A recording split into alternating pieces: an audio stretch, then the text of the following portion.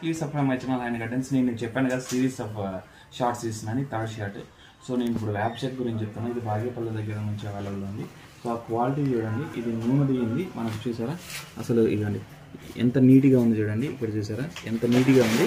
ఇది మనకు 30 రూపీస్కి మామూలుగా డెలివరీ వాళ్ళు అంటే మనకు అవైలబుల్ ఉంది. ఆ స్మెల్ చాలా హెవీగా ఉంది. దాంతోపాటు దీంట్లో నూనె కూడా, అంటే నూనె శాతం కూడా ఉంటుంది, ఎందుకంటే ఇది ఆయిల్ దిగింది. సో మనకి ఇది 1200 రూపాయలు పడుతుంది బ్యాగ్.